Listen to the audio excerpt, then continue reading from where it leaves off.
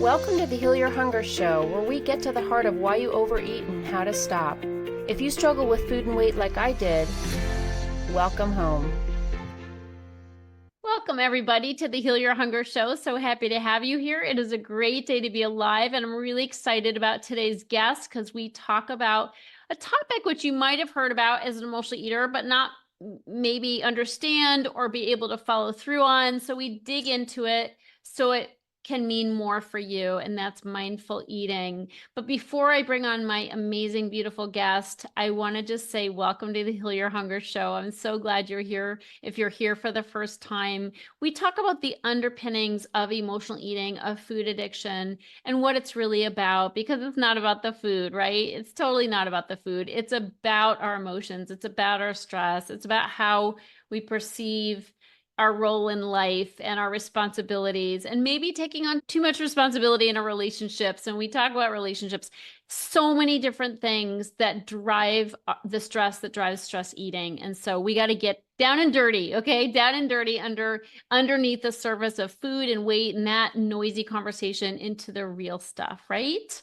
What's blocking us from living the life that we know spirit means for us to live. So I'm glad you're here. Welcome. Also, I invite you, if you're not sure if you're actually an emotional eater, I invite you to take the quiz on my website. It's an emotional eating quiz to find out if you're an emotional eater or possibly even a food addict.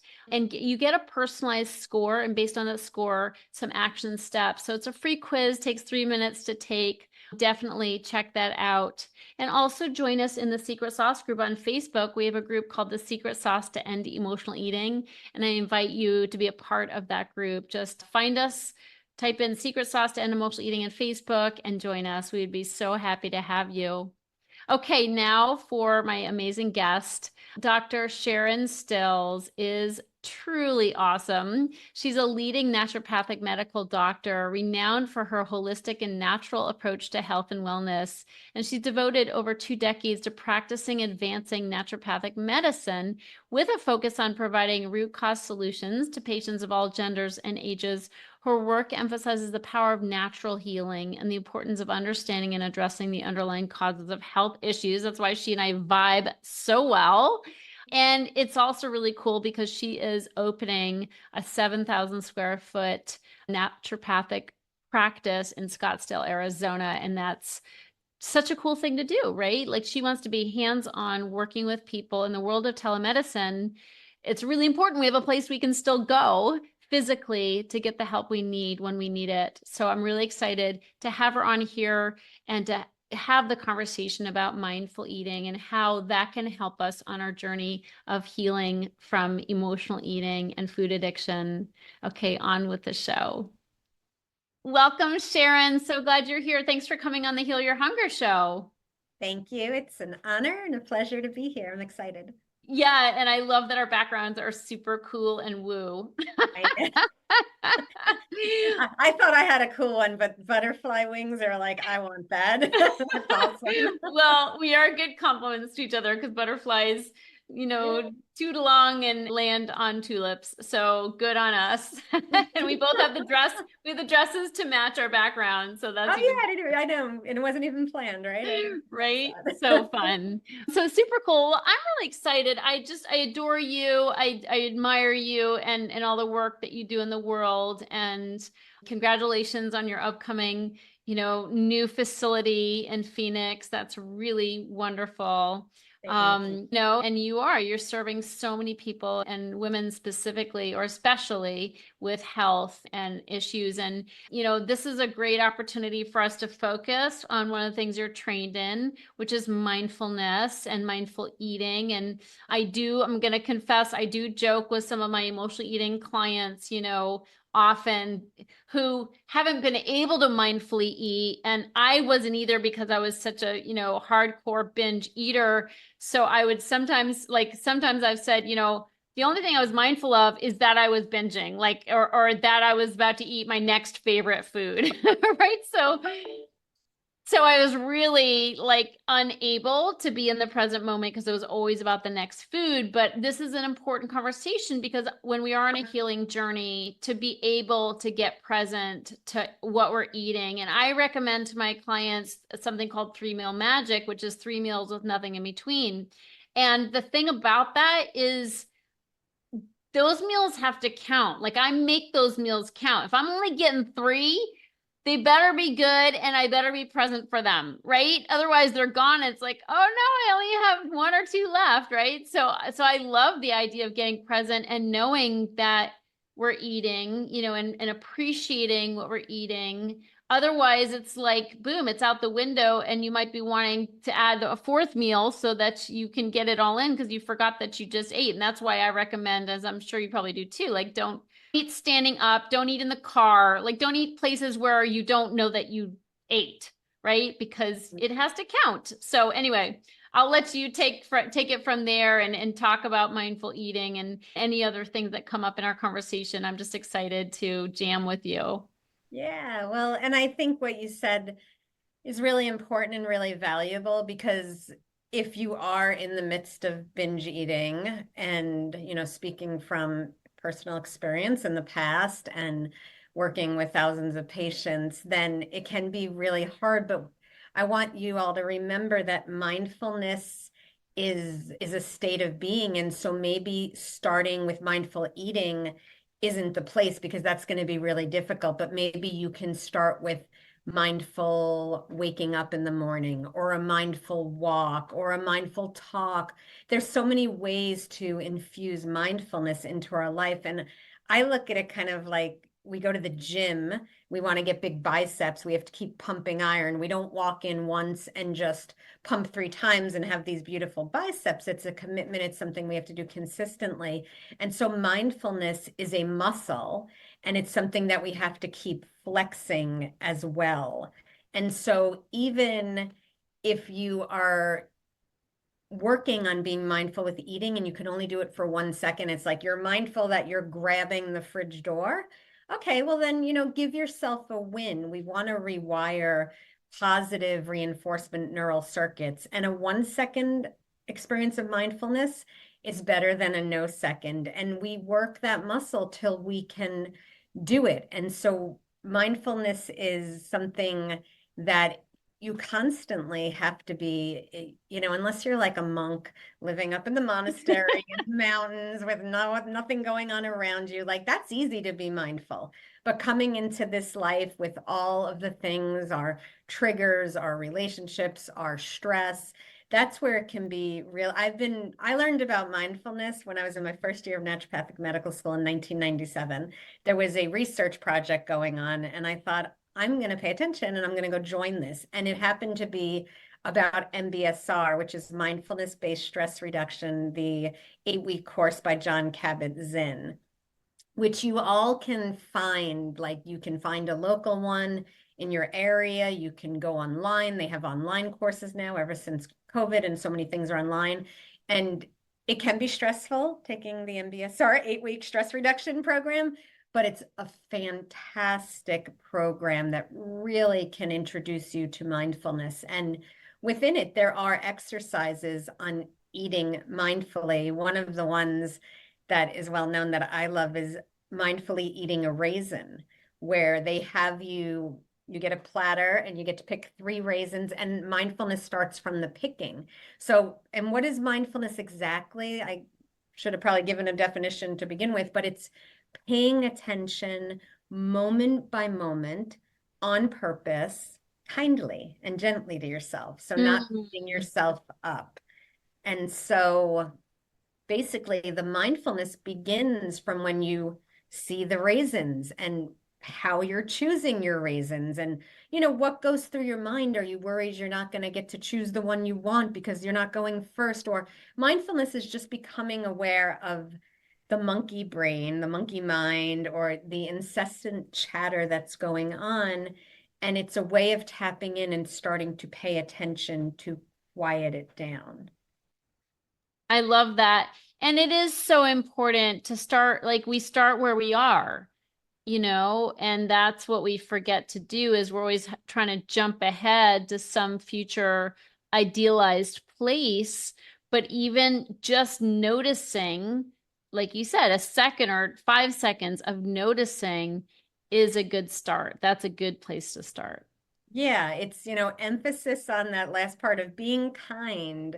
Beating ourselves up doesn't do us any good. And, especially women, we've all been there, right? We've all Yes. done it. But if we can so mindfulness is really we talk about falling asleep, and so many people have difficulties falling asleep, especially if you're binge eating and not taking care of your digestive tract. But mindfulness is actually falling awake. It's falling awake to the present moment. And what I have discovered, and what so many of my students and patients have discovered, is that there's such profound beauty in the mundaneness of the simple moments. And when we're stuck in worrying about the future or regretting our past, it's like we miss out on the beauty that is there. And to me, stress eating, binge eating, I mean, there's lots of root causes for why we do that, from trauma and emotions to nutritional deficiencies and things.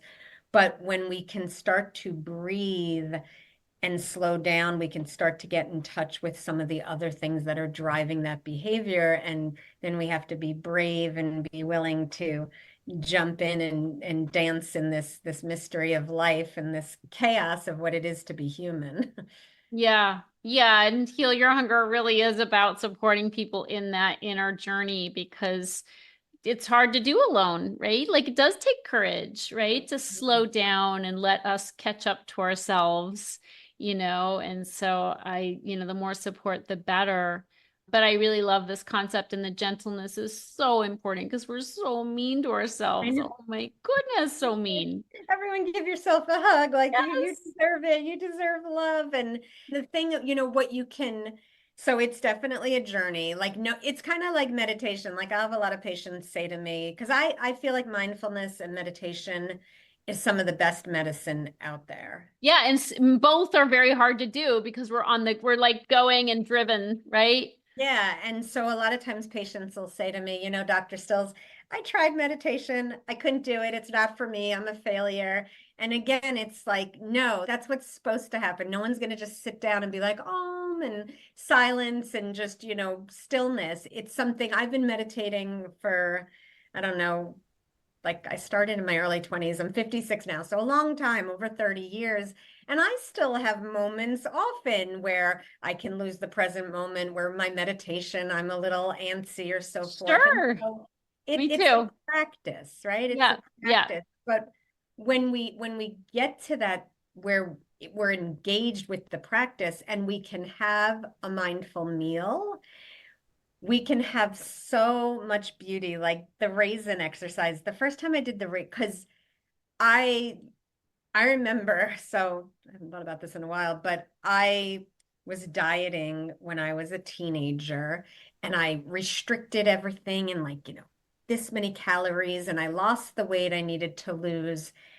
And then I had a binge, and it was with raisins of all Oh, things. interesting. And yeah, I just thought of that. I never, so it was with raisins, and so I know I lost the moment, was just shoving raisins down my throat. But when I did the mindfulness, probably 10, 15 years later, when I did that mindfulness exercise with raisins, I had such a profound experience, because not only are you eating them, but you're looking at them, you're touching them, you're listening to them, you're smelling them. By the time you finally taste them, it's like a mouth orgasm is happening from something as simple as a raisin. And I was like massaging my raisin, and the raisin was glistening, and I was giving so much thanks to the raisin. Just put me in this whole different relationship with something as simple as a raisin. And I think, and again, even if your meal is not the place to start, because that's a struggle for you still, just starting with unplugging. Like, I wanted to name my new clinic Recharge, and I wanted to have patients walk in, and in order to gain admission, you had to hand over your phone. And I was going to be like, we'll take your phone and we'll have a charging station. It'll be nice and charged up for you when you're done. You go recharge yourself. You go recharge Oh, system and your soul. And so I think it's more challenging now than ever to be mindful because we have so many shiny bells and whistles. And so what do you do when you eat? Like you mentioned, absolutely no eating in the car, no standing at the counter. I remember one diet I was on years ago, and it was like, again, counting the macros and very limiting and very rigid. And I thought, oh my God, the amount of food they're letting me eat, that's like usually what I just mindlessly throw in my mouth as I'm preparing dinner and standing there. And Yeah. so if we can just start to have a different relationship with our technology, if we can we talk about a lot, or at least I talk about a lot, sleeping and putting your phone in the other room, turning off the Wi-Fi, getting those EMFs lowered so your nervous system can actually relax and reset. And so for our meals too, because we have the nervous system and we have the sympathetic nervous system, which is the fight or flight, the go forward, the tiger's coming, I better run. And then we have the parasympathetic, which is rest and relax and digest. And the goal is to be in a parasympathetic state when we're eating. So our secretions can occur easily so we can actually absorb what we're eating. I see so many women.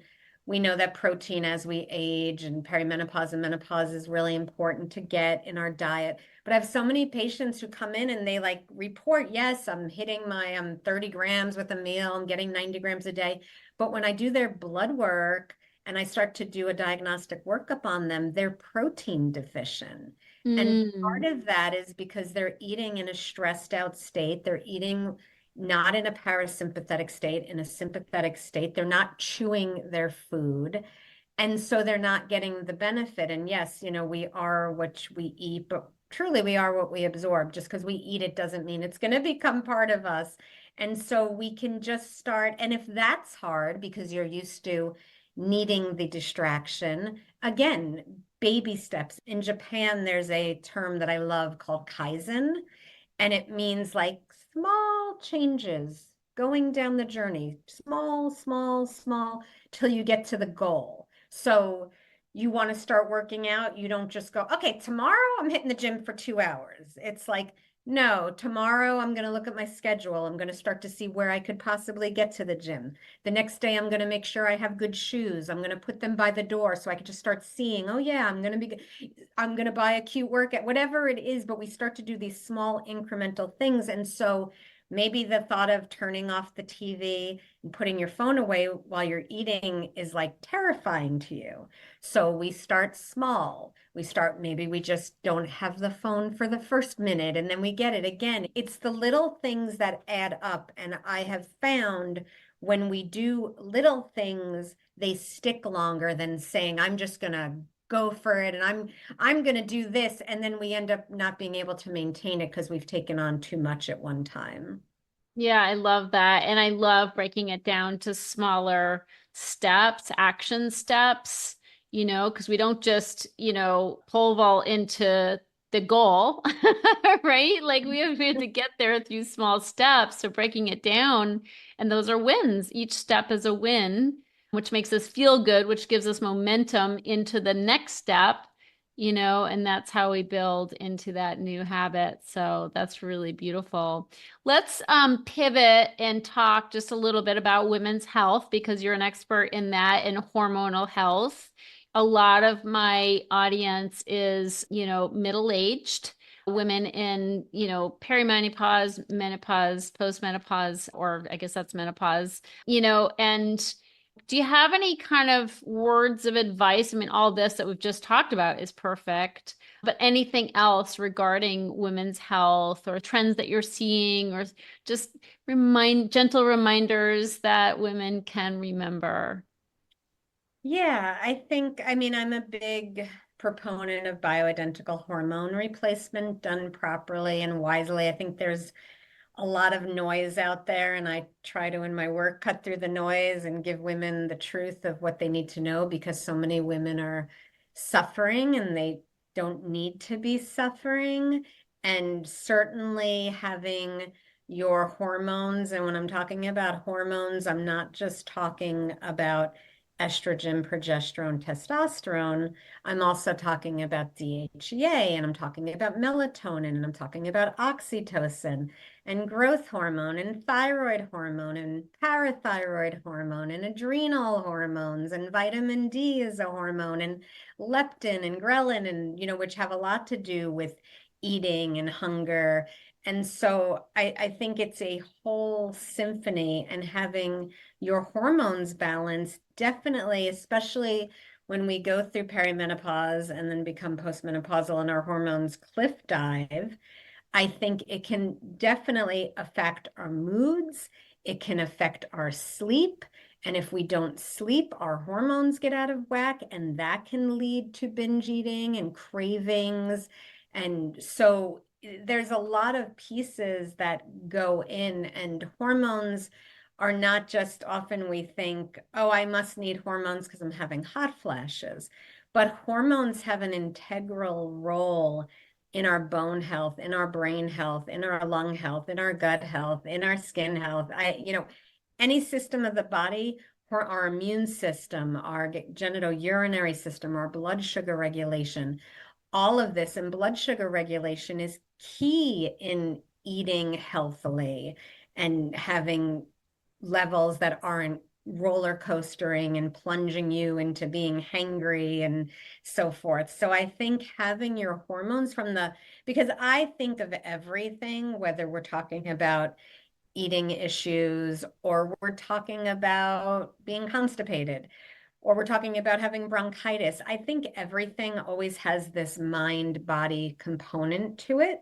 Mm-hmm. And a lot of people talk about it and give it lip service, but I really put it into practice. And so I think we have to look at what's going on emotionally, what's our little inner girl or inner boy being triggered by, what's the trauma, what's the pattern, what's the subconscious belief. And then all of this is taking place in this physical body, in this vessel. So why not get the vessel as shored up as possible? Make sure there's no nutrient deficiencies, make sure the hormones are balanced, make sure the body is getting sleep and getting to rest, and so that we have the best chance of feeling our most optimal. I love that. And it is really an integrated solution that's needed. And we can't just, I often say, like, if you go to the doctor and complain about being depressed, they may not ask you about how much sugar you're eating in your diet, or what your carb load is, or what your sleep is. We don't want to just put a medication in somebody's hand. We want to find out all the different things they're doing in their life that could be contributing to that end result, and it's not up to anybody else to really do that, right? Like, prior, we could be asking ourselves these questions, like, on all different fronts. Am I getting optimal treatment, and support, physically, emotionally, spiritually, mentally? And that is so, so important, because it all plays a part. There's nothing that's isolated. There's nothing that isn't having an effect, right? The law of cause and effect. If we're, my mentor used to say, tell me how you feel today, and I'll tell you what your habits were yesterday. Yeah, I mean, if you want to know your subconscious thinking, look at what the world around you is showing you, because we are co-creating. And the physical, I mean, the emotional is such a huge driver, but the physical, we could be craving chocolate because we're deficient in magnesium.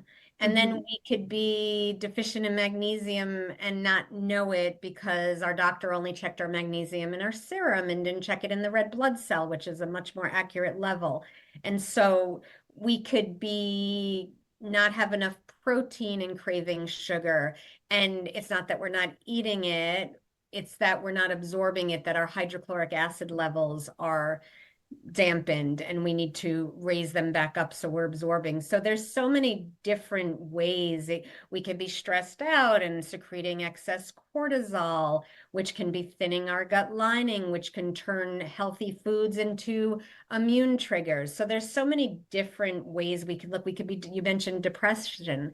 We can be depressed because we're iron anemic. We can be depressed because our hormones are low. We can be depressed because our thyroid is off. We can, I mean, it just goes on and on and Yeah. on. And so we definitely have to sleuth around and we have to pay. I find that a lot of people either like just really pay a lot of attention to the body, like give me the magic medicine, give me the you know, in my case, it's give me the magic vitamin, Dr. Stills, or the magic herb or the magic Yeah. homeopathic remedy, and don't want to really delve into like, where's the joy lacking in your life? Where are you not wanting to deal with things, so you keep overeating, because then you could just beat yourself up about that and not have to deal with what else is going on. And so they, to me, they're really like, you know, it's like column A and column B. They're running simultaneously parallel to each other, and we have to be paying attention to both of them. Amen. So important. And this brings us back to the conversation that we started with, which is mindfulness.